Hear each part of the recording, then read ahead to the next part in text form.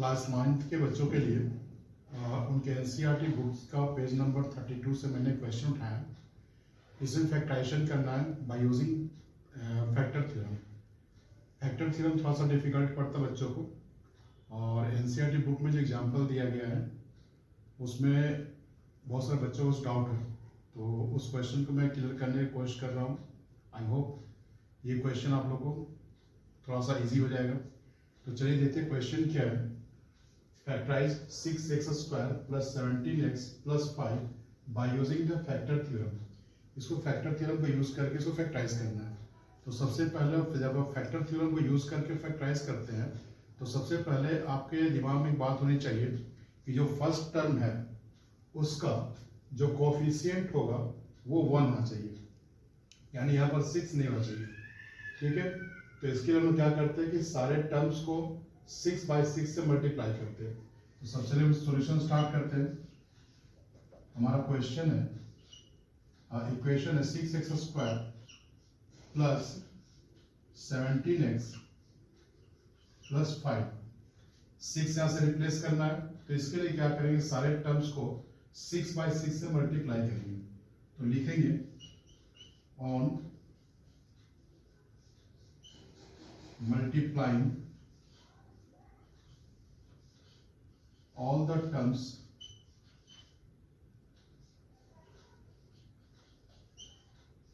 by 6/6। तो देखिए 6x² को अगर हम 6/6 से मल्टीप्लाई करते तो क्या आता है, 6x² है, इसको 6/6 से मल्टीप्लाई करेंगे। तो ये जो 6 है इसको हम लोग को रखना है।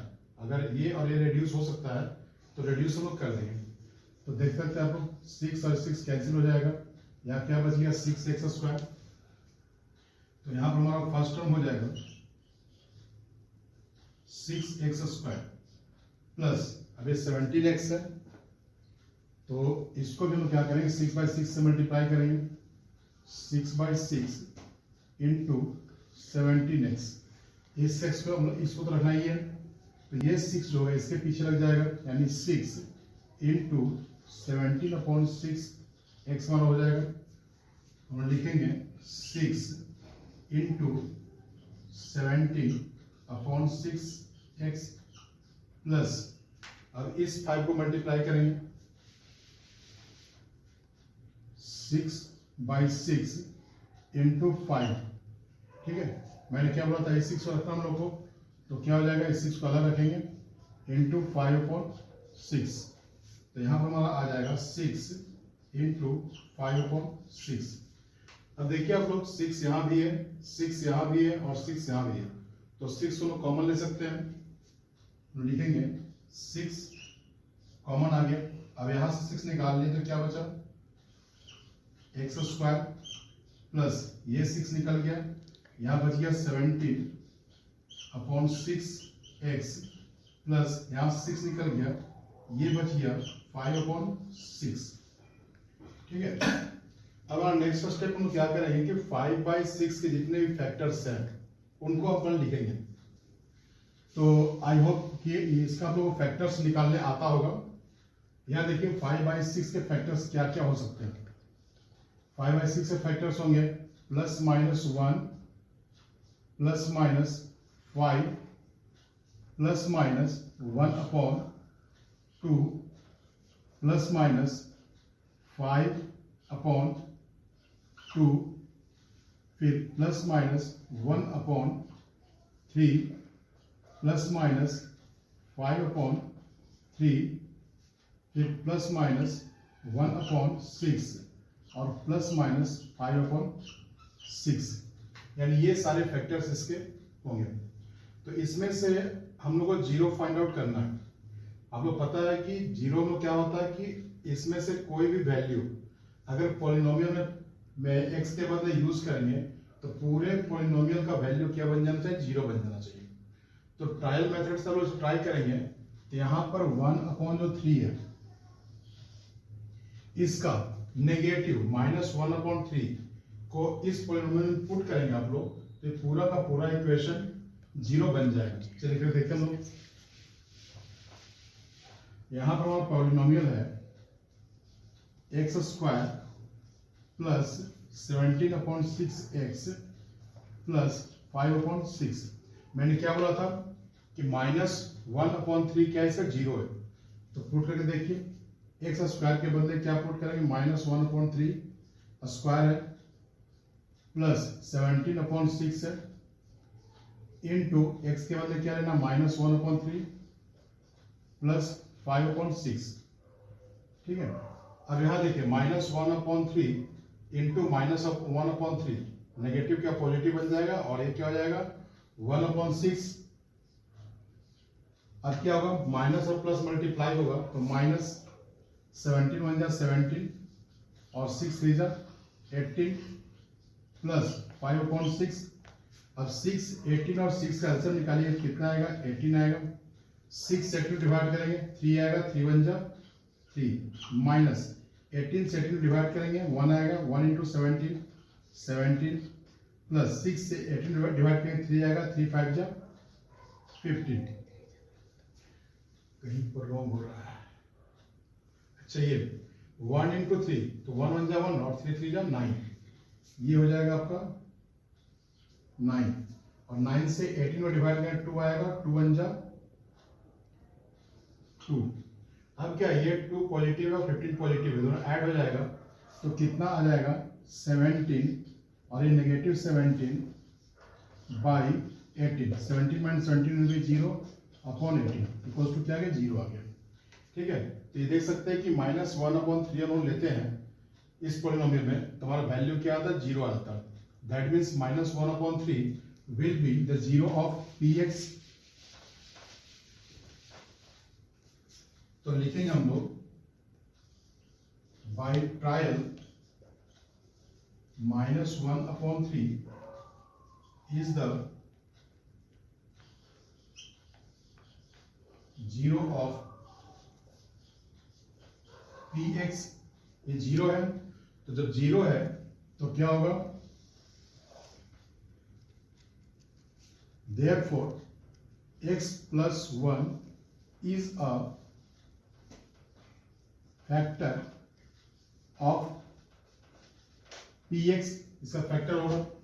अब क्या कीजिए कि px plus 1 से इसको हम लोग x plus 1 नहीं, x 1/3 है ना, तो कितना हो जाएगा x plus 1/3 जो होगा इसका फैक्टर होगा।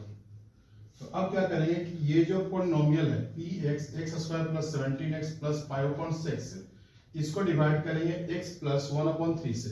तो डिवाइड करके देखिए, यहां हमारा है x प्लस 1/3 और इसको इससे डिवाइड करें किसको, x² प्लस 17/6x प्लस 5/6। तो डिवाइड करने का तरीका क्या है कि डिवाइडर का फर्स्ट टर्म देखिए x है और ये x² है, तो x² का मतलब क्या हुआ x इंटू एक्स, और उसमें से एक x को डिवाइड कीजिए तो क्या बच गया, x बच गया। तो हमारा यहाँ पे क्वोशंट आ जाएगा x। अब इस x से ये दोनों टर्म को मल्टीप्लाई कीजिए तो x इंटू एक्स कितना हो जाएगा, x² प्लस x इंटू 1/3, ये हो जाएगा 1/3x। अब माइनस कीजिए, माइनस माइनस तो ये कट गया। अब क्या है कि 17/6 में से 1/3 माइनस हो जाएगा, तो माइनस करके देखिए 17/6 माइनस 1/3 इक्वल्स टू 6 और 3 का आंसर कितना होगा 6 होगा। 6 डिवाइड करेंगे 1 आएगा, 1 इंटू 17 माइनस 3 से 6 को डिवाइड करेंगे 2 आएगा, 2 1 जा 2, तो कितना आ गया 15/6। इसको रिड्यूस कीजिए 3 से, 3 5 जा 15, 3 2 जा 6, यानी क्या आ गया 5/2। तो अब यहां पर हमारा आ जाएगा 5/2x प्लस 5/6। अब फिर क्या करेंगे, यहां से इसके डिविडेंड के फर्स्ट टर्म को डिवाइडर के फर्स्ट टर्म से डिवाइड करेंगे, तो यहां से क्या होगा, इससे जब इसको डिवाइड करें तो ये x और x कैंसिल हो जाएगा, बचेगा 5+2, यानी हमारा क्वोशंट आ गया 5/2। अब 5/2 से x को मल्टीप्लाई करें कितना आएगा, 5/2x प्लस 5/2 और 1/3, इसको मल्टीप्लाई कीजिएगा 5/2 और 1/3, तो कितना आएगा? 5 1 जा 5 और 2 3 जा 6, तो 5/6 माइनस माइनस ये कैंसिल हो गया, यहाँ क्या बचा? 0, यानी हमारा कितना आ गया? x plus 5/2।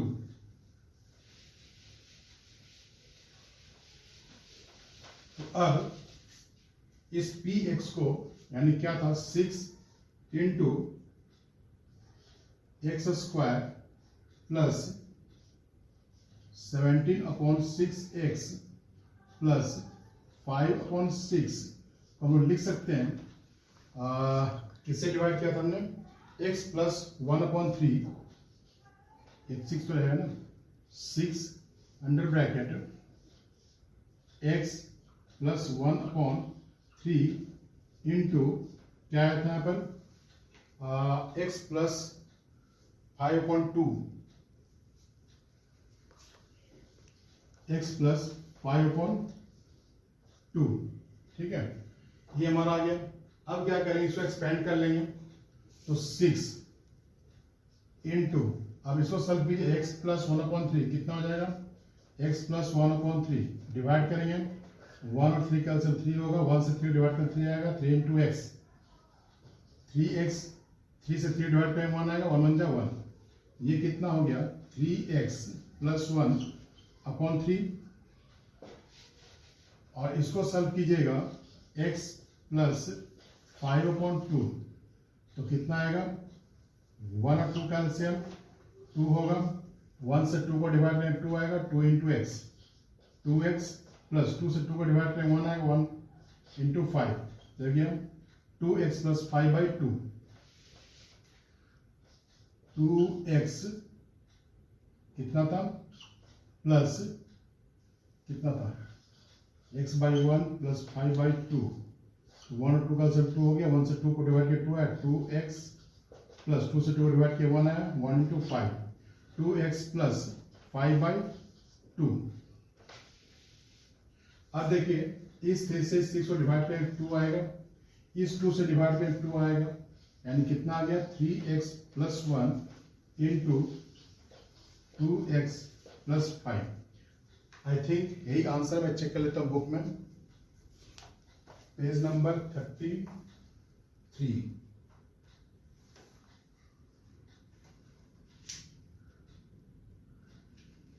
हाँ, 3x plus 1 into 2x plus 5, तो ये था factorisation by using the factor theorem.